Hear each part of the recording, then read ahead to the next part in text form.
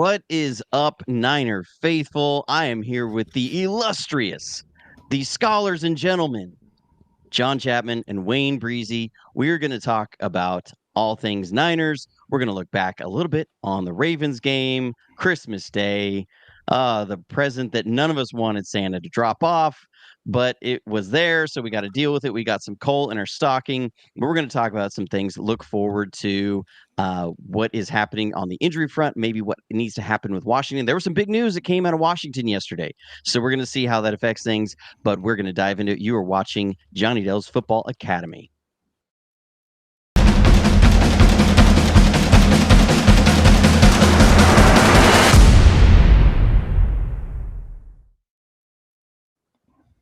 Well, let me first say, John and Wayne, thank you so much for joining us. Wayne, how was your Christmas?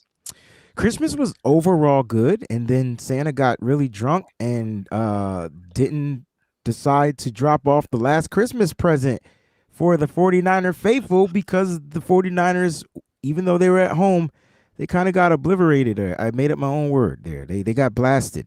Um, but watching the film, I felt good. I don't know why. Like, you know what I mean? I do know why, but after going back watching the film, watching the game again, I was like, okay, because the game got messed up real quick at a certain time. But Christmas overall was great. My friends are great. My family's beautiful. Everything is just great. It's good to be here too. And John, you were at the game, so tell us, what was it like there at the game on Christmas? It was expensive, Johnny. It was awesome, but usually I always wait to buy my tickets last minute, and that's worked well, like 40 times. There's 2 times it hasn't worked. Was the Las Vegas New Year's game, and then this one where prices kind of shot up at the end. But we had a good time. The game was frustrating, but it was such a cool experience.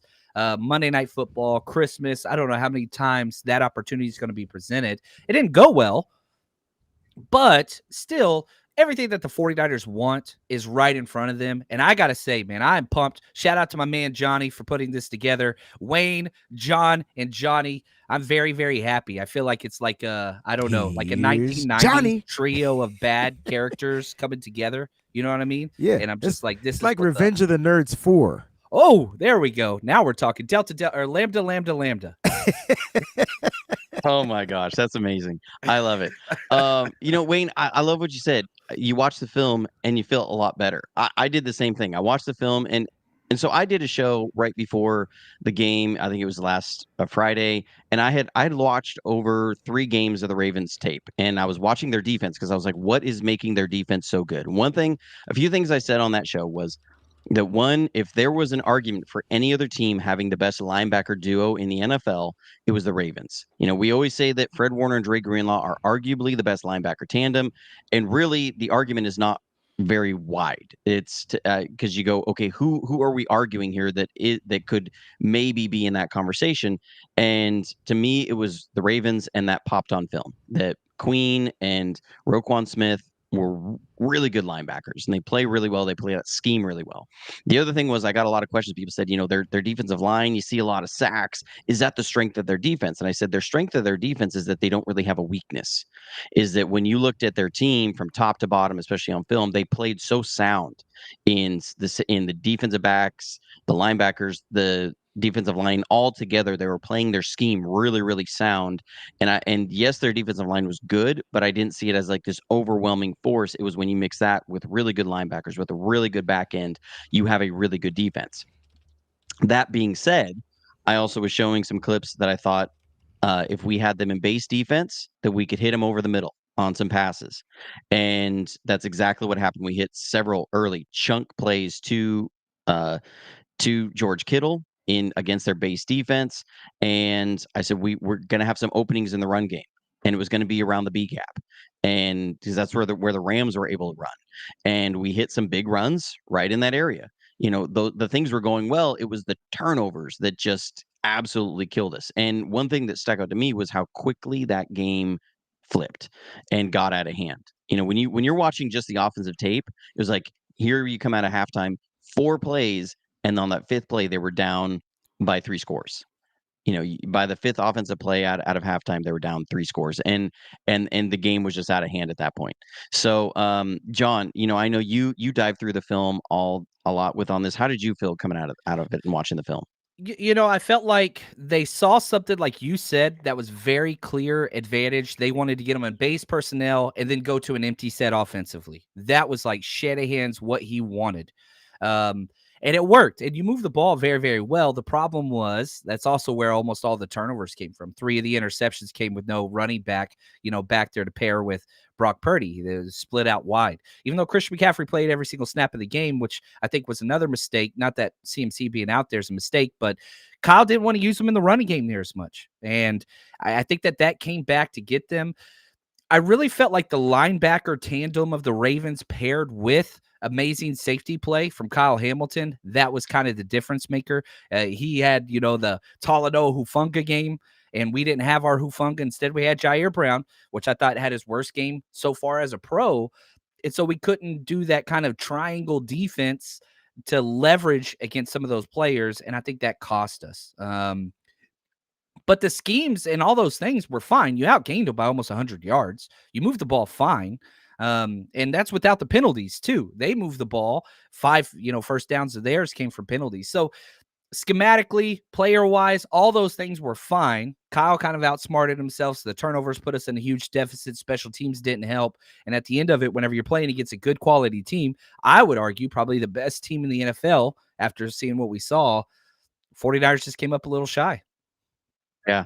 Wayne, how did you feel about how we played Lamar Jackson? I mean, I thought overall they played him well. I mean, 255 yards, 45 yards on the ground. I mean, that's textbook. That's a standard quarterback stat, right? 2 touchdowns for him. That's standard That's 49ers quarterbacking right there, right? That's what Lamar Jackson did. He was a 49ers quarterback. I think it's more when those explosive plays happen. He only had one on the ground, and it was the one that actually gave them it gave them points. Obviously, they got a field goal at the end of the half, and it also gave them some juju, saying, hey, we could do some things coming out of this halftime. And I thought the Ravens and Lamar made the better adjustments, and I felt like the Niners just didn't adjust, and they came out of the half just a little off kilter. They couldn't find a rhythm, and all night they were trying to figure out a rhythm, and I just felt like the game plan was something totally different than what we're used to watching and what we're used to looking at on film. And when you go back and watch the film, the reason why I said I wasn't super worried is because the Niners could have literally scored at will if they wanted to, and they chose not to because they were just doing something totally different. I mean, even on the interceptions, let's go back to that second interception. I know we're going to talk about the first one, but the second one, that was just a bang play made by Stevens because he knew, first of all, they were blitzing. I don't know if people realized that there was a double. It was like a 2 cornerback blitz. You had a blitz from Stevens on one side. You had the blitz from Marlon Humphrey on the other side. That's why Marlon Humphrey was even in position to get the pass. So it's like almost that's that empty set John is talking about. And so, like, if the throw is made to Debo, it's literally a touchdown. He's 30 yards from the end zone with one guy to beat, and I think the one guy was Williams. He probably would have ran Williams over into the ground, and you're looking at a touchdown. So, like, these plays were there to work. They just, I don't want to say they were poor executed, but I mean, you got to tip the hat to Stevens on the Ravens defense for just knowing to play. And that second interception to me was the game changer because it's like, dang, they're taking away our strength, getting Debo into space. And I think because they kept trying to do that and they didn't go with that 21 person, which they ran a lot, they didn't kind of like take advantage of the 21 personnel. I just felt like we didn't run the ball enough, and unfortunately we ended up on the wrong side of the sticks. Yeah, and that was an RPO sort of play. You could see Brendel was out there run blocking on that play. And so they had a handoff. He pulls it down because he's seeing the blitz, and Purdy was, you could see it out of the corner of his eye, and he turns to throw, and it gets batted up. And I put out a tweet last week. I said, because I was watching the Baltimore film and I was watching the Jacksonville game, and I said, I felt like, I think I put on Twitter, I said, this feels like a game where Debo's going to have 5 or 6 screen passes. I mean, it's just watching the tape from Baltimore, you saw those plays were there. I saw 3 big screen passes that were there for Jacksonville, and a guy like slipped. And I kept saying, I put it on my channel, and I was putting the film on for everybody. I said, just imagine Debo in this spot. So it was something that, like you said, it was there. They saw it was there. They wanted to get it, and you have a guy, and as Kyle Shanahan said, made a heck of a play. And that sometimes it happens. And I do believe that was like the gut punch. I want to go back to the first interception though, because there's some things that I saw in this game, and I want to talk about it a little bit, that sometimes you see with Kyle Shanahan. I want to get your guys' reaction to this. So I have it here. I'm going to pull it up, and we're going to walk through this.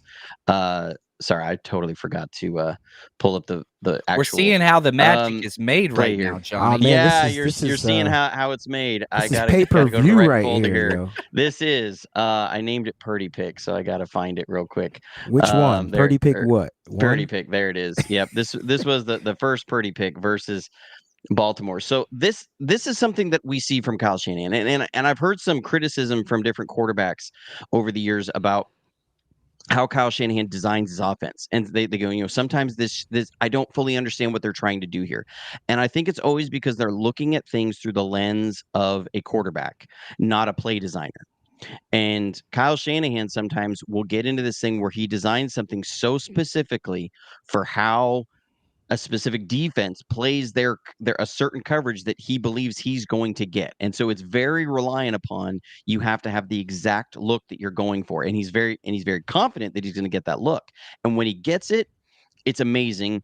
Guys are wide open. Everyone's calling him the genius. Everyone's saying this is why Shanahan is the way he is. When it doesn't work, you can get plays like this.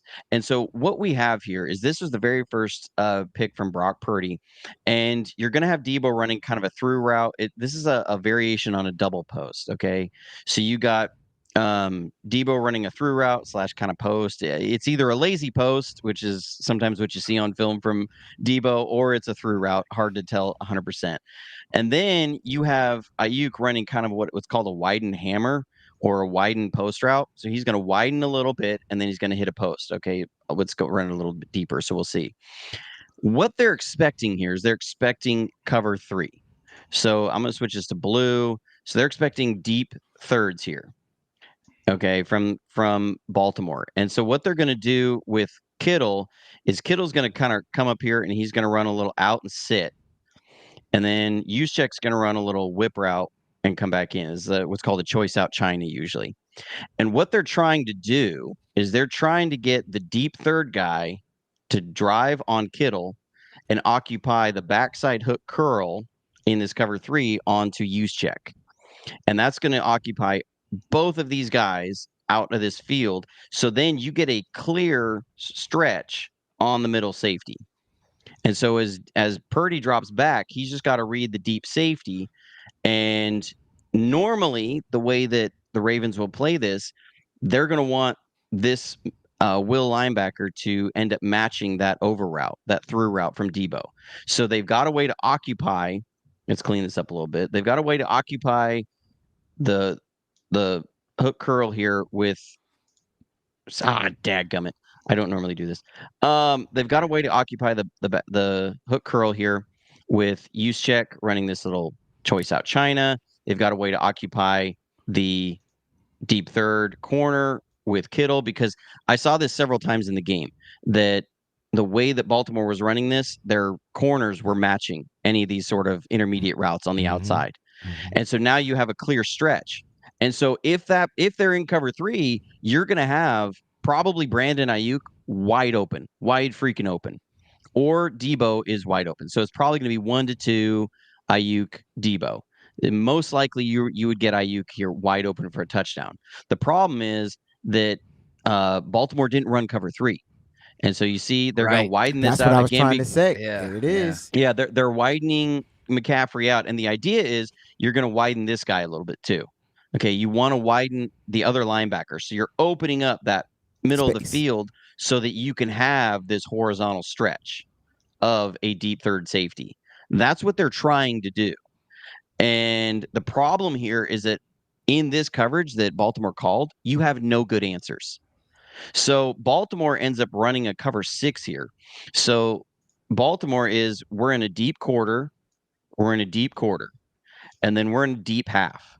Now, really, you would think that the middle of the field would be open, but the way that Baltimore ran their cover six a lot in this game is that Humphrey or who was ever the corner that was on the cover two side, anything that went vertical, he would match. So the deep half safety was actually more playing almost like a trick safety, or Mm-hmm. he's sitting there just helping anything kind of down the seams was what he was really playing. So you don't have anything to really grab this safety and pull him wide. And that's what ends up happening here because Brock Purdy's going to see the safety go and he's going to think, "Oh, I can hit Debo in the middle." But as we watch this play out, you can see Hamilton is not worried about anything deep outside. He's watching down the seam. That's where his eyes are. And you're going to see Debo's going to come up through here. Brock Purdy sees a little window and he's going to try and fit it in here. But if you see how they're able to match all this up, Humphrey's able to take Kittle. I thought watching the broadcast that Juszczyk was open and he wasn't. They're going to be able to match on Juszczyk. Humphrey's going to take Debo coming through. And then you got these two deep quarters guys bracketing Ayuk on his post. And really, McCaffrey, he's not even here as an outlet. He's just kind of there to widen somebody. So, Purdy said he got to progress here. I don't see where you can even progress to. I don't see a good option to check down because you got a guy driving. This is covered. You got bracket over here, and you got CMC just sitting here. I mean, the only guy that looks somewhat open is Debo, and the safety's just sitting because he's not threatened outside. And so this is a play. Kyle, Purdy makes this play worse. Kyle got out schemed here. I thought that happened several times this game. But the problem is the context. It's 1st and 10. It's 1st and 10 on the 15. Yeah. And so whenever you hear Purdy talk about like progressing, man, you hit the out route and you throw the ball out of bounds, you ground it, you put the ball in a safe space, all those things. This is 1st and 10. You're using CMC as a decoy that's not even running a route. Right. And he's not even in the backfield, so the illusion, and this is why I think one of my biggest problems with Kyle and the scheming and all the things going on right now, when you take away the threat of running, those linebackers get to go straight to their kind of, drop sets and pay attention to the routes. They're not looking in the backfield. They're immediately opened up to Kyle Juszczyk and Kittle on that 2x2 side that way, and it's just like, man, you are giving them the answers to the test, and that's what's driving me crazy. And so that's a 1st and 10. If it was 3rd and 10, Brock wants to force that throw in. That's one thing, but he didn't recognize. It was kind of like a modified cover 6 on the back end whenever the corner didn't drop, and it was open. Like if you throw that ball to Debo, whenever he's in his break, it could have been a thing, but he didn't recognize the coverage fast enough. He even said that in the presser. He's like, I should have recognized his quarters covered to that side, and so. Yeah, that's the thing. Don't put the ball in jeopardy on 1st down. It's your first play in the red zone. It's 1st and 10 from the 15 in the first quarter of the first drive. Not one run play. And you had just moved the ball really well, and your defense had forced Baltimore to 3 and out. And this is the criticisms that we see from. I keep pointing over here because I'm pointing at my other screen that I was using to break this down. But point at me all you want, Johnny. Bring it, man. This is the criticism we see from especially like guys like JT O'Sullivan or maybe Chase Daniel. They will talk about the design sometimes of the 49ers offense that they don't like it as a quarterback. Kurt Warner has said this, going back to the Jimmy G days. He's like, sometimes I feel like it's drop back and then turn around. This guy's going to be open. And when you start looking at the play design, if they're in cover 3 again, that is a beautifully designed play against the way the Ravens play cover 3, but they weren't in that. And sometimes you feel like, with Kyle Shanahan, it's kind of like, I almost compare it to, when you have like a guy like Patrick Mahomes, that sometimes Patrick Mahomes will put the ball in harm's way and do things that when you really stop and think about it, you go, that would drive you nuts. The way he can do some things, especially like the last game they played. But then he does so many other things really, really well. You completely overlook that sometimes. Do we take that same approach here with Kyle Shanahan and say, you know what, I'm willing to overlook that because so many other times, so many other games, he does this sort of thing and calls it at the exact perfect time. How do you feel about that? Is that something that we just say, this is just what we live with Kyle Shanahan, or you say, you know what, I really wish he would start on some of these plays, especially 1st down in the red zone, give his quarterback multiple answers against multiple coverages. What do you think, Wayne? Yeah, like you have to give your quarterback options because the first option is not going to always be there. I mean, coverage shrinks in that area, right? Like there's not enough space. It worked because we had plenty of space and you had guys kind of like stretching the field and other players doing their thing to get to create the space for those passes to George Kittle to be wide open across the middle. And you saw it throughout the game. That's how it worked when you had distance and space, to be created. But in the red zone, it shrinks. And so when you said Kyle got out schemed, he absolutely did. Like he thought his guy would have been open because he thought it was going to be a certain coverage, and his quarterback was told to throw the ball. Like that's the issue. Opposed to Brock Purdy realizing that this doesn't look right. This might not work. And I don't like it when Kyle, you have a guy like Brock Purdy who clearly has a great mental for the game, the aspect of the game. He's a very student of the game, right? He's very smart. He's one of the quickest processing throwing quarterbacks in the league. He's able to get through his progressions. But when you only leave him with one progression and he's going through the progressions, but if there's nobody open, like that's the throw. And then we're saying throw it away where? Debo was open. Let's not say that he wasn't open. Debo was open. It was just a bad moment. And Kyle Hamilton, if it's any other safety, possibly that ball gets dropped. But it wasn't. It was Kyle Hamilton. And so, like, I think he plays a huge part into why that ball was even picked, whether it was cover 3, cover 6, cover whatever. It doesn't matter. They had a better player out there on the football field. When it comes to Kyle Shanahan, I think what makes me more upset is the simple fact, like John alluded to earlier, dude, it's 1st and 10, and you can run the ball once. What if you get 19 yards on a run? I mean, explosive runs work just as well as explosive pass plays. And we need to find a way to remain balanced. I don't understand why Kyle just felt like it had to be throw. I don't get it. And yeah. And one thing to also remember, this was in the scripted portion. So, this was their very first scripted red zone play. So whatever they had seen from film, they had seen the very first play they wanted to come out and they were believing, they were so confident, they went all week saying, we believe they are going to be in cover 3 zone first play in the red zone. They were so confident in that they drew this whole play up and then it backfires on you. And I agree with you exactly. And John, I want to hear your thought on this. I would love to see a test the waters play there if this is the scripted thing. Come out in this formation and motion CMC out, do a little bump motion, then bring Debo around on a reverse or something, okay, or on a Didn't little do that sweep. one time. Didn't do it once all game. Right. Like do something where you're going to be able to see how they react to this motion, what coverage are they in, and then we can go for the shot play. And if you only get 1 yard or -1 yard on that play, you're fine because you got the information you needed. That was my only issue with this. I'm like, this is in the scripted portion. You were so confident that you were going to have cover 3 in this, that this is what you called, that you didn't even try and test. You didn't even do any data mining to figure out, what coverage you were in. And John, you had coached for a long time. How does that make you feel? Well, one, like I'm really big. I was a defensive minded coach. That's kind of how, DC was my first, coordinator position and whatever else. You don't turn the ball over in the red zone. You don't put the ball in jeopardy in the red zone. And the 49ers have the 2nd best red zone percentage in the NFL throughout this year. So this is a small sample size, and that's why it was so weird to me. Because how do the 49ers win their games? Their physicality, run game, you establish everything, move the pocket, play action, boots, all those things. They didn't exist this game.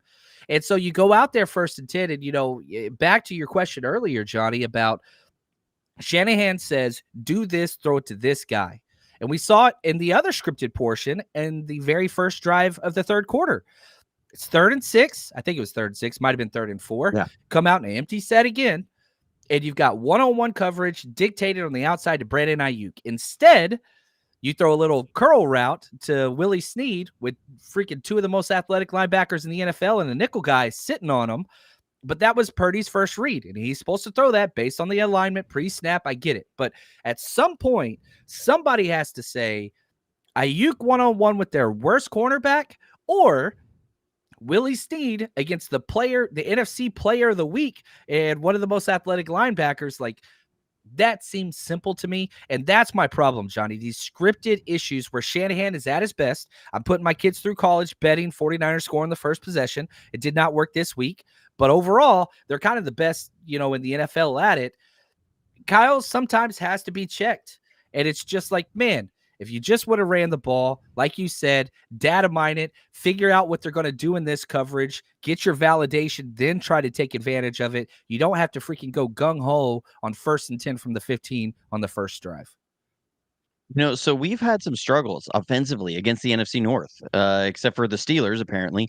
But when you look at our worst offensive performances of the year, you're talking the Browns, the Bengals, and the Ravens. These were none of these were good offensive performances, and all from the AFC North. Did I say NFC North? I meant AFC North. If I did, anyways. Hey, we lost to the NFC North too. Yeah. But do you guys start to worry? With what we've seen going against these defenses out of the AFC North, I think right now, to me, as I look at the landscape of the AFC, honestly, right now, the two teams I'm foreseeing in the Super Bowl on their end is either the Ravens or the Browns. I know that sounds crazy. We want to hype up Buffalo, Miami. I think they're playing good. I think the defenses of the Browns and the Ravens are going to end up, you're going to have a defensive showdown in the AFC Championship game. If the seeding works out for it to be Browns and Ravens, I think that's going to be an amazing AFC Championship game. Are you concerned with seeing how we've performed against both those defenses if this was a Super Bowl preview? Many people were going into this game saying this is going to be a Super Bowl preview. It's going to be that, and then it being a blowout, and everyone went, well, that's going to be a lame Super Bowl if that's a Super Bowl. Are you concerned? No, not at all. Because at the end of the day, this could have been simply something Kyle just testing the waters, knowing that you're going to see this team some point in the Super Bowl. You possibly will see him again, and then you'll hit him with the haymaker or something that they've never seen before. I think this was a game to go through where they were testing and trialing out certain things. To see Kyle get trumped like on that first particular, interception that we just talked about. I never said that it was a bad play call. What I said was they should have ran the ball, period. You can live for another throw. There's plenty of other high percentage calls you could have done. Debo runs a route. He's open for a split second, and the window shrunk. It's kind of like what it is. But at the end of the day, I don't think they have to worry about any team in the NFL because the only way the Niners lose games is if they lose games. Like they literally lose these games when stuff isn't clicking, right? When they're not they're not in a rhythm, when they're not just doing things properly, right? We kind of know what these other teams were. We know what the Baltimore Ravens are. They're going to be a defensive team with Lamar Jackson, right? You don't necessarily have to worry about anybody else. We know what the Cleveland Browns are. They're going to ground and pound the ball, and they're going to try. Now they got a Joe Flacco as the quarterback, so now they're going to throw the ball, right? They're going to get that ball down the field. He's a big-time thrower. So you kind of know what these teams are. They're defense, but the Niners are defensive too, and they have to find that, they have ways that they can, I feel like, can trump these defenses. I believe in Kyle, and I believe in the players that much.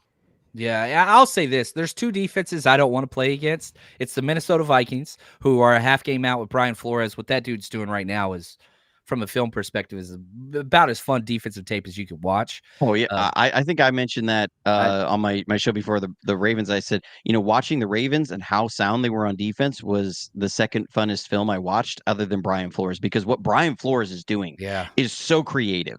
I mean, you think that they're playing man on all these different blitzes, right? But he's coming up with all these interesting zones, and the rules that he's got to have for his zones on these things are amazing, because you just watch what they do, and you will rewind it 10 times and go, they're playing some sort of zone. It's hard to find the rules. Zone here, and it's hard to figure out what the rules are. Like that's what's actually fun. It's like figuring out a puzzle. But yeah, sorry, go ahead. I'm not worried about the Vikings. I'm just saying, just from a defensive perspective, I think the two is the Minnesota Vikings and then the Cleveland Browns. Now, can Joe Flacco make it that far? We'll see. They're the 5 seed currently. We'll see. But I'm not worried. Here's what's crazy. I'm not that concerned about the Baltimore Ravens. Are they a good team? Are they the best team? Sure. We moved the ball for over 400 plus yards. And that's with 4 or 5 possessions ending in a turnover. So I think that you can clean up a couple things. The ball's not going to continue to bounce their way like it did every freaking play. The penalties, the horrible officiating, that's not going to be replicated again, but it does seem to happen a lot of 49ers games. So my cause for concern, I don't give a damn who we play. If it's, the 85 Bears in the Super Bowl, you put me in the Super Bowl, you give me a 1-game sample size. Odds be damned, I don't care. I'll take our chances. I know Kyle hasn't fared well in the big game, but you get me in that game, I'll take whatever it is. You know what I mean? I don't care who it is. And I don't see anybody in the NFC standing in our way. There's No.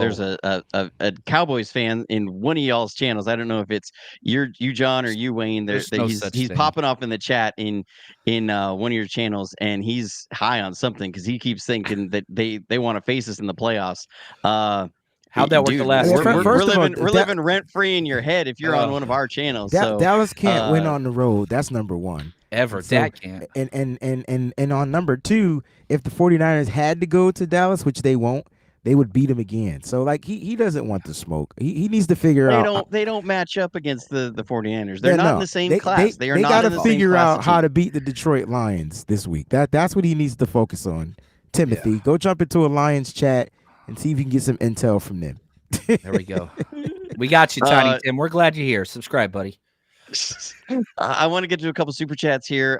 Thank you so much, Kevin Johnson. He says, "Can you find gentlemen give us your explanation on why Kyle's fourth quarter when trailing is so one-sided? I feel like if Kyle isn't rolling by then, he seems stuck on plays. They put up the graphic. Kyle's like 1 in 32, something like that, when trailing by more than 8 points in the fourth quarter is the worst. He's the only coach that hasn't had a win. I think that's actively coaching that hasn't had a win in that scenario. Why is that?"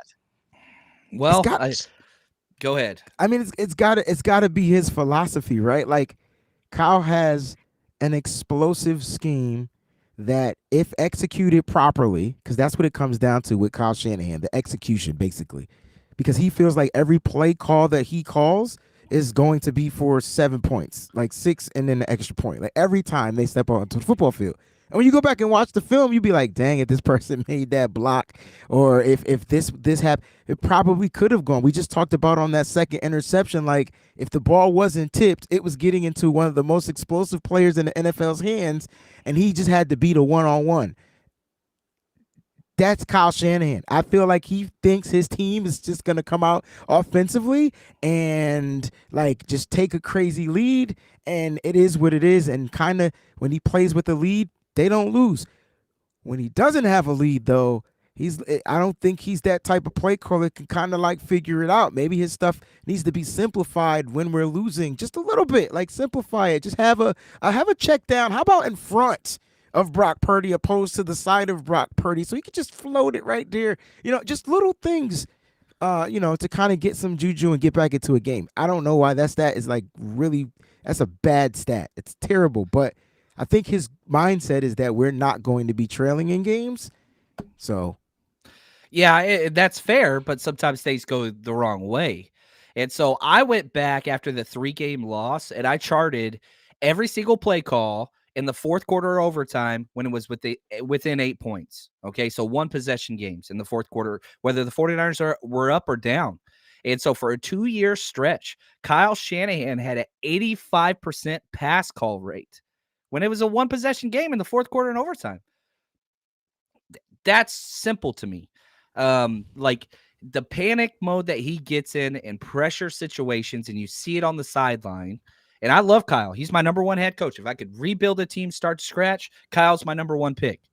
But this is the flaw. Now, you almost broke the record for most consecutive games by winning, 12 points or more with 6 consecutive games. That was awesome. But at some point, you got to win from behind. And even whenever I think we saw this in the Bears game when we were up 3 points in the fourth quarter, he still kept passing. Like, you got to be able to rely on the run. It is consistent. It helps your defense. It calms everybody down. Play the odds. It's how you build this team. It's how you built this team. So rely on the run. 85% passes in 1 possession games in the fourth quarter overtime. That's crazy. Now, that's not updated since the 3-game loss streak, but I'm not sure there were a lot of 1 possession games before this Ravens game. Yeah, I think you hit the nail on the head. It's not the way this team is built. When you look at the offensive line, what have they always weighted towards? And I always point to Mike McGlinchey. Okay, he is the only first round investment in their offensive line. And what do we always see from Mike McGlinchey? What do we always say about Mike McGlinchey? He's a fantastic run blocker. He is a below average at best pass blocker. I think that is an encapsulation of how Kyle Shanahan builds his offensive line. And so when you are in a situation where your offensive line has to drop back 15 times in a row or 10 times in a row or even 5 times in a row, that is not looking good for your quarterback. It's just not, because these guys are not good. They don't practice it. They don't rep it. They weren't drafted because of it as guys who can drop back. And so you always see this, always, like you say, it becomes so predictable. You're dropping back and it's like, you see the quarterbacks, every quarterback we've had, they're almost going into panic mode because within 2.5 seconds, there's a guy in their lap. And it becomes so hard to execute and it becomes so frustrating. And then it's putting your defense and it snowballs and it does all these things. And that's why, again, Kyle Shanahan, it's great when you're running ahead, but it's so hard, especially. I think that's why it's so weighted. But I also want to bring this up. Mike Sando here on Twitter gave us some really good perspective on this. I'm going to zoom in on this so we can see it a little bit better. Regarding the 0-38 down 8+ in the fourth quarter, all teams win 7% of the time. That's the winning percentage. The best in the league is Kansas City. Not surprising. They're built to throw the ball. So when they're in a throw the ball situation, they can do better than everybody else. And they also have that, Mahomes kid. I hear he's going to be pretty good. And Green Bay was after that. And, they had that Rodgers kid for a while. He was pretty good. When you look at Seattle, is then next in there. They're 1-38. Carolina 1-58. Indiana 1-36. So when we talk about, he's the only one without a win, okay, we can say that, but there's a lot of teams here that only have one win. Baltimore 2-22. Same sort of, they're built very similarly to the 49ers. Dallas 2-37. So there you go, Timothy. Dak is 2-37 when down 8 points. And so, I think there's also a perspective there of that very few teams, it's really hard to win when you're in that situation, especially with the kind of parity that's in the league. And then when you add that on top of a team that is built to run the ball, now that's why you're 0-37, 0-38 now, trailing in the fourth quarter. My thing is, I wish there was just one coach that could have like 3 buttons a game, where it's just like one coach just sitting up there in the booth, and whenever he pushes the button, Kyle has to call a run play. Just 3 times. And whatever happens, Kyle gets cut off. It's a run play, whatever Brock wants, and that's just what we do. Just kind of like the golden tickets with America's Got Talent. They get one per season. This is the one. All right, here I'm vetoing Kyle. It's going to be a run play. Run play 3 times. Give it to Jane from payroll or Joan from payroll. I want Joan from payroll. Come on, Tom, to have it right there. Yeah, there we go. Another super chat here was good news is Browns and Ravens would face off early in the playoffs. Also, that physical Ravens defense everyone is praising will be PI against league darlings like Allen and Mahomes, meaning they're going to get called for a lot of pass interferences when they go against some big name quarterbacks. How do you guys feel about that? Is Baltimore's is their Ravens defense a little overbloated? Did they fill up too much on Christmas ham? No, I mean they are physical, but they didn't get too many penalties in this game playing over physical. I just don't think the Ravens play well in the playoffs, just like the Cowboys. So yeah, what's Lamar have? 1 playoff win his entire career. I mean he wins. I love Lamar though. I'm not trying to. He's 20-1 against the NFC during the regular season. Listen, I'll live with that record, but if he can't win in the playoffs, what's the problem? I know Brock Purdy can win in the playoffs, though. So, at the end of the day, we look at this game, we got our butts smacked. Okay, oh well. Did we make mistakes? Yes. Was Brock Purdy the worst person on the field? Yes. It was bad. It was terrible. No matter what the context is, Brock throws 4 interceptions. It's hard to win a game when you have 4 turnovers. Very hard. It's very hard. So unfortunately, and the crazy thing is, even with 3 of those turnovers, we were still in the game. Yeah, so 4-point game. It's amazing, right? But at the end of the day, look, the Niners got their butt whipped, and it's really Fred Warner said it best. He says, look, we're not looking for seeding. That's not the goal. The goal is to win the Super Bowl. Now, you can't put your worst stuff out there and expect people to believe you're going to win the Super Bowl. But I don't think the Niners were even at their worst. The game plan itself just seemed a little off kiltered when you run the ball 18 times. And I understand, Offensively, yeah, offensively, and defense was fine. it was fine, but it was on the field too much, and they started making bonehead plays. Yep. So like, Yeah.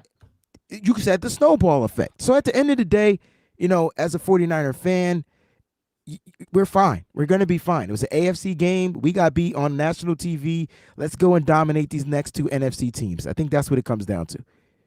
Yeah, I didn't see anything coming out of here going, okay, somebody's figured out the blueprint. This wasn't like how Philly fans and Philly reacted after we absolutely curb stomped them. This wasn't, a situation where it was like, oh dear Lord, the blueprint's out. This is how you beat us. And I don't see that. It's not on film. There's no systemic problems that I'm seeing. These are just, it's a bump in the road, and you move on. Now, one thing coming out of the game as we move forward and look forward to the Commanders now, going out to FedEx Field, there's some injuries that are piling up. We got Trent Williams. They're not sure. When Kyle had the last press conference I saw, I didn't see any major update on Trent Williams. You got Aaron Banks is dealing with the toe. You got it was didn't Brendel go, or somebody else went down, as Feliciano went down as well, or Jalen Moore, excuse me, had the concussion, and now Jair Brown is looking like he's got a knee issue. You add that to Hufanga is, obviously out for the season. How are we starting to feel with some of these injuries? We don't know what the status is there. It's kind of this, we're seeing how it goes, and that's been the story for 2 weeks. That's what we heard last year, and he was out for like 6 weeks. We don't know what the situation is going to be there. They went out and they signed Sebastian Day. So to me, that says that they're more concerned that they're not going to see him within the next 3 weeks. They need to bring somebody in to help, solidify the interior defensive line to get that number one seeding. To me, that's what the Sebastian Day signing says. When I put it in the notes, I almost said Sheldon Day, and then I was like, wait a minute. That ain't the right player. That was the guy who left the 49ers. But, how do you feel with the injuries coming up? What are your biggest concerns out of all those? I mean, injuries are just a concern. I mean, you can say that for all 32 football teams, but to focus on the 49ers, it's always a concern. It's always going to happen. It's just the timing of it. I'm more upset about the timing of when the injuries are starting to happen. It seems like a lot of the players played pretty much injury free. I'm sure they're banged up, but they've played pretty much injury free, and war of attrition is starting to set in. So it is what it is. They're gonna have to find a way to get over this last hump. I don't think the injuries are that serious though. I think when it comes to Eric Armstead, they're monitoring it properly because of what happened last season. So since they went through what happened last season, they're probably like, hey, let's go get Sebastian Joseph Day. Let's give him some more time to rest and heal up so he's good to go in the playoffs, because Eric Armstead was probably one of the best defensive players in the playoffs last year for the San Francisco 49ers. And I think they want him to get back to that level of playing. So I'm cool with that. Trent Williams, he was limited at practice, which is great, opposed to just not being at practice. So I don't think the groin injury was that too severe. I don't think Brock Purdy's stinger is severe. I don't think the injury to Jair Brown is severe. I just don't think they're that severe. These are the war of attrition injuries where they're starting to kind of like set in right now. The Niners just got to keep their eyes on that prize and find a way to get through whatever they're going through. The players that are out for the season. It sucks, but they found a way to move on from that. And I know we talked about how bad Jair Brown played this particular game, but he's kind of been pretty much on average, an average safety for the San Francisco 49ers during his rookie campaign. So I look, you got the Commanders and you got the Rams, two beatable teams, two teams they should dominate. I don't think these injuries are going to make much of a difference. Yeah, I think, my concern isn't the injuries. It's stacking injuries at the same position. And so whenever you get all the defensive tackles injured, now you bring in Sebastian Joseph Day, who's been awesome. That alleviates a lot of the stress. Now you've got the Jair Brown, who did not practice. We'll see how long he's out. It means Isaiah Oliver is going to be out there. It means Logan Ryan's going to be out there. Shanahan said, any of these guys that play corner or safety or maybe even linebacker can play safety. That's scary. That is scary. I don't like that. Now, good news. There's good news when we talk about these injuries. Danny Gray brought off IR. maybe that means we can get some depth and a decent punt returner. That would be huge. I would love to see that. I'm not sure he's going to be activated just yet, but the opportunity's there. And Oren Burks back practicing. Thank DFF God. is not a legitimate linebacker in the NFL. He really isn't. And I like him, and he's great, and he's a fill-in guy. But he is bad on tape all the freaking time. So, and they were able to mask a lot of his issues. Like there weren't a lot of red flags in his games the past 2 weeks, but like it's an issue. A big reason why Fred Warner had all those missed tackles the last couple weeks is because DFF's out there. He's having to play Superman ball. When Oren Burks comes back, you don't have to do that. So there are some positives coming from this. Trent Williams practicing on a Wednesday, even though it was a walkthrough. That's huge. That says a lot. Yeah. And that ties right into super chat here from Kevin, who says tackling is a major problem. Yeah. And, because when I watched DFF, and this goes back for a couple of years now, is that every time I watch him, I was been scared to death when he's on the field. If he's one-on-one in space, you can guarantee that tackle's not being made. I think the reason he plays is because he plays assignment sound, is that when he's asked to be a force defender and kind of shuffle things or funnel things back to Greenlaw and Warner, he's great. He can go and he'll take on a lineman and he'll end up there in violence. He does decent on his depth drops for pass coverage, but tackling has always been a terrible problem with him. And it's like he doesn't track the near hip. Something's off there of why I hit my mic of why he doesn't get the tackles, and it just drives you nuts. And I think Oren Burks is going to be a much bigger lift than people think, because we don't think about third linebackers as much anymore. So I think he's going to be a big lift. And I'll say this too, with the rookies, D Winners and Jalen Graham, when they have come in and spot duty and like in blowouts, they're not consistent enough to warrant gameplay. So like I understand now the DFF getting the nod over those guys because they're just not ready. The splash plays are there, but the negative splash plays are there too. So I get it. Oren Burks coming back, gigantic. I really wish more people would understand how valuable that dude is to just a sound base defense. It's only 25 plays of the game. It's huge. It's just he's a solid linebacker, right? Like that's what he is. He's a linebacker that knows how to wrap and tackle. And so when Fred Warner and Dre Greenlaw are out there, they don't have to overcompensate. I don't know if you noticed, but when Oren Burks is out there in those base downs, they're not overcompensating, and next thing you know, they're playing pass coverage, and the defense looks sound. It's because they have a legit linebacker on the football field out there. So I'm so glad he's going to be back. It sucked that we had to lose him for 3 weeks or so, but if he's back, that's good for the 49ers defense, and it'll be good to get back into football shape against the Commanders on Sunday. Yeah, you definitely don't see it. You see a lot less over pursuit when Oren Burks is there.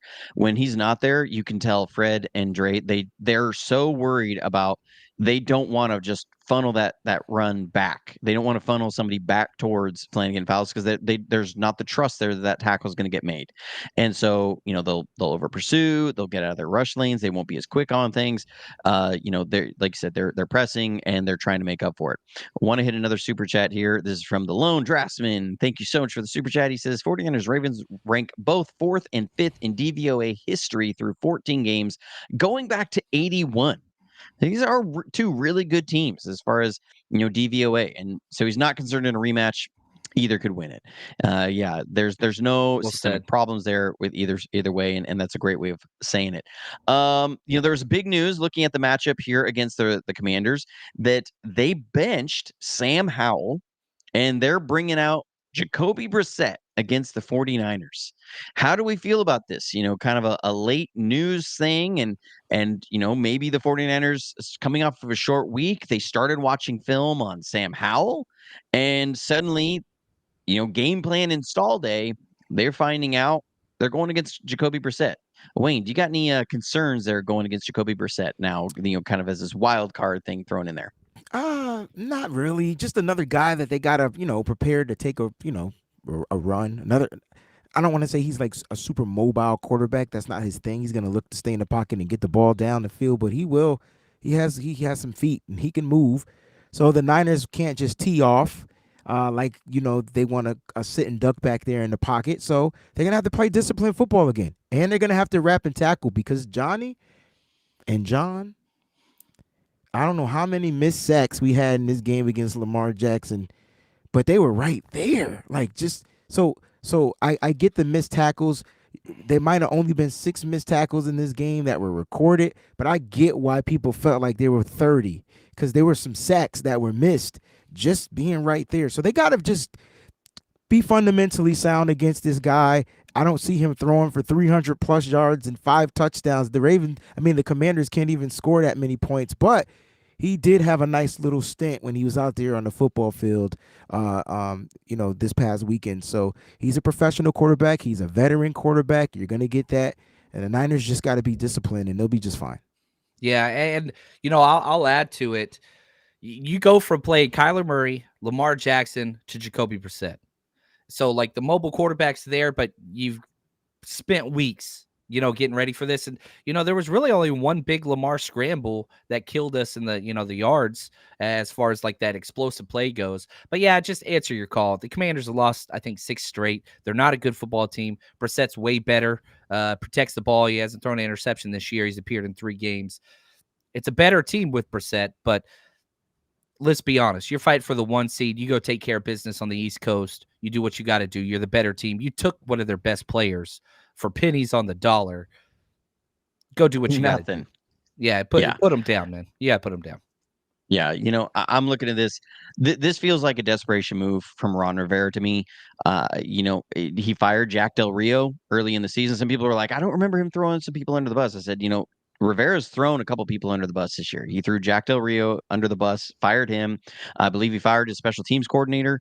There was another coach that was fired, or maybe it was the defensive backs coach. I think it was the defensive backs coach, something that he fired. Obviously trying to say we're having issues there and it's somebody else's fault. He's the head coach. All right. So, and Jack Del Rio, whatever it may have been, I don't know what was really going on there, but it seems a little fishy in a year where you're having the year you have new ownership, you fire your defensive coordinator midseason, you fire another position coach, you end up trading away your 2 best defensive players. Because it was after they traded those guys away. The next game they lost, and then he fired Jack Del Rio. Well, did you see the press conference where they were talking to Jack, and he was like, "Well, you trade away 2 of your best players," and Jack cut him off. He's like, "Whoa, I didn't trade him away. I didn't trade him away." And then he got fired right after that. Like, right? Yeah. So, I mean, you got this situation where this is what happens, and now your young quarterback who they're trying to see, is this the guy for the future? Are they going to keep him, Sam Howell, or are you going to end up investing one of your high draft picks that you're going to get this year by being so terrible in a quarterback? And Rivera is pulling that young guy and putting in Jacoby Brissett. Like, I don't understand the move. Like, I understand that Jacoby Brissett's probably going to be a more reliable quarterback there than Sam Howell has been. But this feels like a desperation move of Rivera to preserve his job, of just trying to get something positive and win, as opposed to what the organization actually needs. And I don't see Rivera being there. This, to me, either you're going to get, he's gone. This is a situation where guys are going to be playing for their jobs, or they completely want to see Rivera gone before the last week of the year, and they throw in the towel. I think the 49ers should roll in there and absolutely destroy the Commanders. Like, this is one of those things that, to me, if I was in as part of the Washington Commanders organization, I think everybody would be giving up on Ron Rivera. And I'm not saying Ron Rivera is a bad guy. I don't know him personally. I don't know anything. Okay, I'm just saying, just reading from 35,000 foot perspective, this does not look good, and I see an organization wanting to quit on him and walk away and just move on, because there's just no, I don't see how you come back from this. So this should be a game the 49ers roll in there and they absolutely dominate them. It should be a cakewalk for them and handle business. Hope that as much as Timothy's gonna probably bag on me for this, is I want to see the Cowboys beat the Lions, because it helps the 49ers out. The Lions lose this week. Arizona beats Philadelphia this week, and the 49ers win. You have the number 1 seed locked up. There it is. Then this team that's dealing with injuries, you don't have to beat the Rams. You can go in there. You can play Sam Darnold. You can Kyle play won't. Jordan Kyle Mason. won't. Yeah, he probably won't, He but you won't. can play Jordan Mason. You can play Jalen Moore. You don't have to play some of these guys that you want to see healthy in the playoffs. There's a super chat I want to get to here because this wasn't on the notes, but I would love your guys' take on this because some news did break this morning that Patrick Willis has made it to a top 15 finalist as the Hall of Fame. So, Too Much Sauce asks, better all-time Niner linebacker, Pat Willis or Fred Warner? Wayne, let's hear your take on this. I think right now it's still Pat Willis, right? I mean, Fred Warner's probably going to play another 5 years, 6 years with the Niners. So I think overall he'll probably be the guy, but everybody loves Patrick Willis, man. And it's unfortunate that he couldn't continue to play. And he was the last of the linebacking position of what it used to be. Like it has definitely changed. And I love what the hybrid linebacker is doing right now. And they're able to drop back in coverage and play safety-esque type football, but still be able to stop the run. But Patrick Willis will always be probably my favorite linebacker, and I think he'll be the better all-time Niner linebacker. But again, Fred Warner wins championships. He has the durability. He stays healthy. He stays a Niner. He'll eventually take that crown. Yeah, I agree with you. Willis, definitely. He came to the NFL the best linebacker. I had the wonderful opportunity hanging out with him last weekend in Arizona for the 40 Hours Rush road trip. Was so cool. But I will say this, Fred Warner's 27. His third All-Pro season is locked up. Warner's All-Pro this year. Easily. Yeah, Patrick Willis got 5. Can Fred get, 3 more? I don't think that's in question. There's nobody testing his supremacy right now.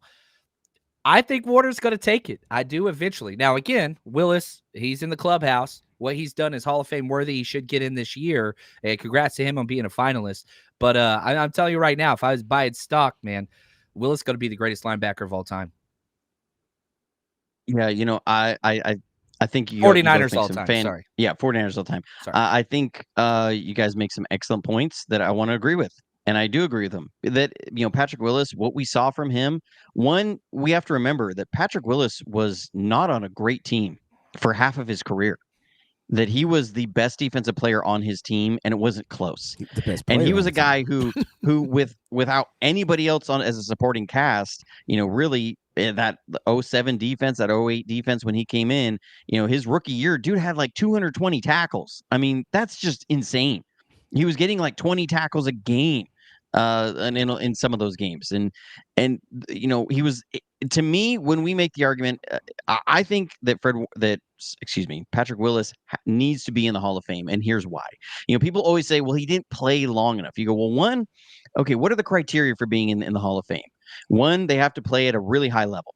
And when you look at the kind of accolades that Patrick Willis had, the amount of all pros, the amount of Pro Bowls that he has double what guys who were first ballot Hall of Famers have. Guys that got into the Hall of Fame first ballot because they were an amazing player. Patrick Willis has double the all pros they have. He has more all pros than like 80% of the guys who are in the Hall of Fame right now. So there's not an argument that he didn't play at a high enough level. Two, you always say, can you talk about the history of the game without mentioning them? You absolutely cannot.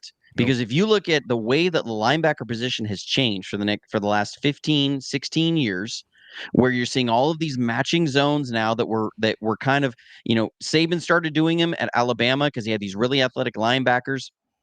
And everybody thought, well, you can't do that in the NFL. Receivers are just too fast. And then you get a guy like Patrick Willis who comes in, and suddenly he can match the number 3 across the field, that he can match a Julio Jones type guy down the middle of the field, where normally you would never see a linebacker do something like that, where suddenly now the linebacker isn't just asked to go from tackle to tackle. He's asked to go from true sideline to sideline, or even, maybe numbers to numbers. Now he truly is sideline to sideline because of the amount of speed that he's brought to the linebacker position.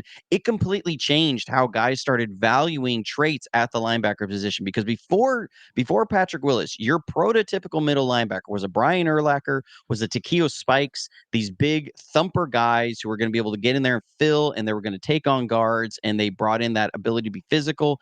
and do that kind of stuff. Ray Lewis to me was the pinnacle of the traditional linebacker, of the what you would call the traditional, Brian Urlacher, Derek Thomas sort of in mold. Patrick Willis ushered in the Luke Kuechly's, the Bobby Wagners, the Fred Warners. Okay, because you look at those guys and you compare them to the linebackers that you saw before Patrick Willis, the linebacker position has changed. And to me, Patrick Willis brought that in because of the amount of speed he brought to the linebacker position. And so when we talk about history of the game, you cannot talk about the history of the game and the linebacker position and what it is today without Patrick Willis. So for me, it's a shame that he is not in the Hall of Fame, that's not looked at, that's not considered. It's just, well, he didn't play long enough. He changed the game. He Yeah, I think changed the defensive game. I agree. The problem is he campaigned openly to the writers to vote in Bryant Young. Like, he marketed against himself, and I think this is a testament to kind of who he is. And then he did the same for Ronnie Lott, but then not Ronnie Lott, I'm sorry, Roger Craig. When Roger Craig didn't make the semifinalists, then, whatever. But to play devil's advocate, the writers would say this, and they're the ones that have the votes. Longevity, not there. Super Bowl, not there. And that's why I think he gets in now. And so some of the writers just have a chip that, look, there's certain criteria that have to be met, and Super Bowl and longevity is some of that for some of those writers. And so, they hold off on those things, whether rightfully or not. I hate that the writers have to say so in this because they don't. Anyway, I don't want to go down that rabbit hole, but he's getting in this year. Especially when you see, even some of the writers that cover the 49ers, the things that are put out there, you go, I don't know if these are the people that you really want voting on this sort of thing. With the Lone Draftsman, thanks for the super chat. He says, shout out to Dave Wilcox, other 49ers franchise star linebacker who passed away last April. Willis and Warner will join him in the Hall of Fame one day. And I think that's true. I guess to the point of Fred Warner versus Patrick Willis, Patrick Willis was great every time he stepped on the field. I haven't seen quite that level of consistency from Fred Warner. We've had most of his games this year have been all pro Fred. There have been a few games he's had this year where I was really, Cincinnati, for example, just jumps out at me that Fred Warner played one of his worst games in the last 3 years to me. When we played Cincinnati, he was not good in that game. He was not what you would expect from Fred Warner. Patrick Willis had a high level of consistency that every time he stepped on the field, day one, and it came from day one that he was the best player on the field, and it wasn't close. And maybe when Navarro Bowman came on, like that was when that changed a little bit. But he was always great every single game. And I want to see Fred have that level of consistency. If Fred has that level of consistency for the next 5 years, we won't be asking about this argument. We'll say, Patrick Willis is great. Fred Warner is the greatest 49ers linebacker ever. So get with that. And you've heard Fred say consistency is the truest measure of greatness. He got that from D'Amico, and he's repeated it like 20 times. Which I think D'Amico got that from Saleh, because I remember Saleh saying that in a press conference one day. He says, the greatest measure of success is consistency. Or consistency is the greatest metric of success. Saleh said that, I believe it was 2017. It was about 3/4 of the way through that season. Why I remember that as from a press conference from Robert Saleh, it's weird. I can't explain it. As we look forward to some predictions here, give us your favorite win over Washington ever. The Lone Draftsman says I got 96 49ers at Washington, hard fought 19-16 win between 2 8-3 teams in nasty weather. That's his favorite memory win over Washington. So Wayne, give us your prediction and your favorite win over Washington. John, you'll be right up after him. I mean, I like the Mud Bowl. I thought that was pretty cool, man. And it was 9-0. It was all Robbie Gould. Couldn't get into the end zone. No team got into the end zone. We shut them out, right? And it's just a bunch of slip and slide. I mean, it looked like the official slip and slide. If you grew up and you had the slip and slide, you were that was amazing. I grew up in the hood, so we couldn't use the slip and slide because it was like on concrete, but we figured it out anyway. But my point is that was a great game. No superstars did anything in that game, but the way Nick Bosa ended that game on that sack was official. And I think you see all the players, the pictures from that look like they came out of a battle from Game of Thrones. I loved it. I loved it a lot. That would be my favorite game, 2019 rookie season, Nick Bosa, Deebo Samuel. That's where I was going to go. Thanks, Wayne. You're welcome, John. That's what you get for letting me go first. Love it. I'm going to go back. I remember the game. I just looked it up. The divisional round in the playoffs. I remember playing them back in 92. I was a young kiddo, but I just became a fan. I became a fan when I was 9, so 1991.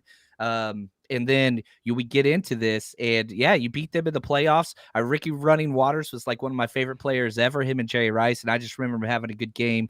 We won 20-13. It was 90, it was played in January 93 at Candlestick.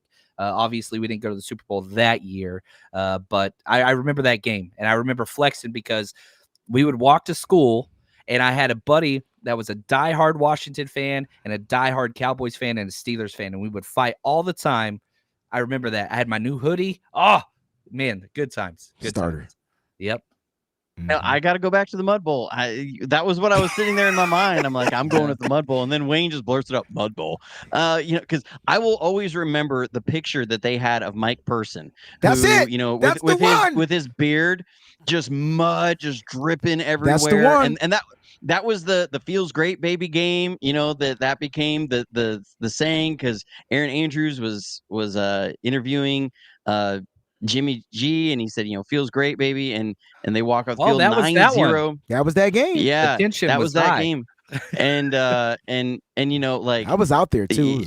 It was we kicked 3 field goals. That was it, but it was so fun. I mean, it was like everything that you dream about when you're a kid playing football, like that you want. You love to play football in the mud, and to see grown men playing football in the mud and having fun like little kids was just amazing. And it's like you said, one of the greatest memories of it, and just the images that came out was just amazing. Can we go back to that? Can we go back to winning with defense and not like having to put up 40 points and running the ball and field goals being a good thing? Like, this defense is capable, Kyle. Come on, man. We're going full circle here. Go back to your 2019 Mud Bowl. Run the damn ball. Protect the ball. I just want to put out that I know Robbie Gould won that game, but he missed his first field goal attempt in that game. I don't remember anybody giving him any flack for it. Dude, that was like a snow globe game, though. Right. You know what I mean? That was crazy. But both kickers missed in that game, and then Robbie Gould he won the duel.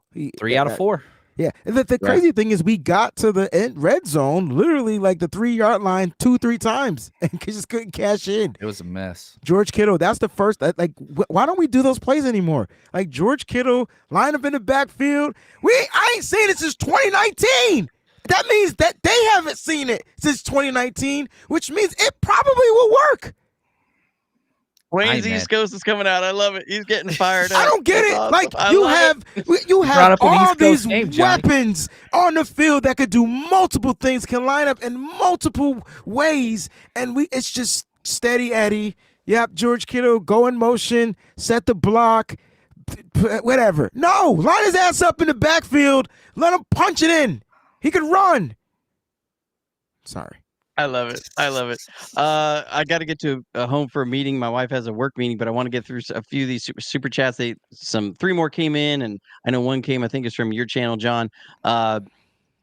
Glass City says, what do you think of Verrett getting playing time? Kyle Shanahan said it's a plan for the future as well. I know he gave up a touchdown. That was a rough play, though. Yeah, it was a real rough situation he was in. Kyle said it was, a plan to get his feet wet, that he'd been playing slot more in the practices, which was a little surprising. Maybe that's because he doesn't quite have the downfield speed that he used to have after, 18 rebuilt legs. I'm not sure. What do you guys think? Yeah, I'm in the minority on this. I kind of liked it. He got 5 snaps, didn't go well. But now with the safety down, you're kind of seeing what's going to happen, because if Isaiah Oliver is playing safety, which I fully expect if Jair Brown's out, now this dude's 1 snap away from playing. So you got his feet wet, didn't go well. Gave up the touchdown, 5 snaps, but hopefully that's behind him if you got to rely on him moving forward. We've got depth. We're building depth. And so I will always err on the side of depth, personally. I didn't like it. Yeah. Oh, well. I don't care if he's been practicing at it. If you're going to put him in the game, let him go where he's comfortable, not where he's uncomfortable.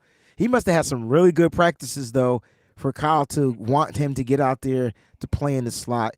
And listen, I know that play he gave up the touchdown, but, it was a scramble play. So at the end of the day, yeah, it's on him, but it was a tough play. Maybe if it was another nickel, he had 5 snaps. He didn't play bad on all 5 snaps. So I just didn't like him being out of position. To me, I love the idea of again rotating men. I don't know if this was the game that I would have wanted to do that in the game, and the time in the game. But the potential of what he can be in this defense is fantastic. We need another man coverage corner, a guy who can play man really well. We need to be able to play man from the slot really well. To pair with Mooney Ward, Wilkes likes to play man coverage. He just does. We are a zone coverage team, and Wilkes likes to play man coverage more. It's another tool in his toolbox for that. Darrell Luter was a draft pick. I thought that was a Wilkes guy. He's brought in to play press man, what Wilkes loves to do. And so I love to see Verrett out there getting his feet wet. Just made me, if nothing else, just happy for him with everything that he's been through. We Walked on the Moon says, Philly and Dallas fans should take it slow in here. Intelligent football discussions are inconceivable to them. Inconceivable. Throwing a little shade I'm not sure that towards a word couple means of our what you guys. think it means. Yeah, I will say, I lost a lot of respect for Philly fans over the last 11 months. Yeah. I used to kind of like the franchise, and then suddenly I had to block like 200 people on Twitter who were sliding in my DMs with some pretty nasty stuff and coming at me with all sorts of stuff. I don't know if you guys had the same thing. I don't get that flack. Like the Philly fan, like Filthy, he's in my chat. He's a really cool dude. Very respectful. So if he's coming in here for intel and intel only. Like he must have a direct connection to the Eagles. But no, they all are cool. Timothy's just a little pain in the ass because he's gonna. If I go into another fan base's chat, it's going to be 49er this, 49er that. So I expect it from them as well. As long as they're respectful, it's all good, man. Yeah, as long as they're respectful, it's totally fine. I did a preview video of the Eagles, and about half the fans in there, or my review after the Eagles game, every Philly fan that came and watched that and commented, they were respectful. They were good. Most I got are. one of my good friends. He's a Philly fan. We text. We didn't text that day for obvious reasons. But we're great. It's some of the crazy ones on social media. They It's get the a ones little that go out to there. the games. Those are the ones you got to Yeah. watch out for. If they live in Philly, those are the ones you got to watch out for. I'll never attend a game there again, ever. I don't want to go to jail.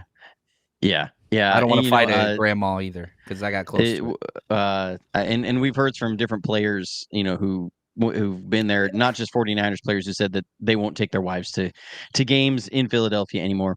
Michael Pickle here says, Happy holidays.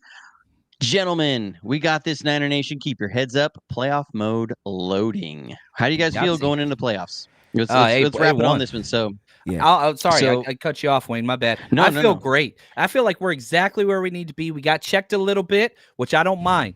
You got to reset. How did the 49ers reset after the 3-game loss? They went on a 6-game tear. You go on a 6-game tear right now, you win the damn Super Bowl number 6. I feel just fine with where we are. We're in the perfect position. We're in the best position in the entire NFL. Even better position than the Ravens are. If you look at playoff seedings and the chances to get number 1, we have the best opportunity in front of us in the entire NFL. Is everything perfect? No. But I love where we are. I agree with John. Not worried one bit. You can factor in injuries, you can factor in bad play, missed calls, whatever. I think the Niners are right where they need to be. I think they've been humbled all season long with some of these losses, and it's funny how they chose to lose to these AFC teams. That's why I think they got something special for any AFC team that they feel like they're going to face in the Super Bowl. Niners Super Bowl all the way, easy for me. Playoffs, let's go. I'm feeling great about where the team is. Get that number 1 seed. Get some needed rest. Because we have a chance with that number 1 seed to go into the divisional round of the playoffs as maybe the healthiest team in football.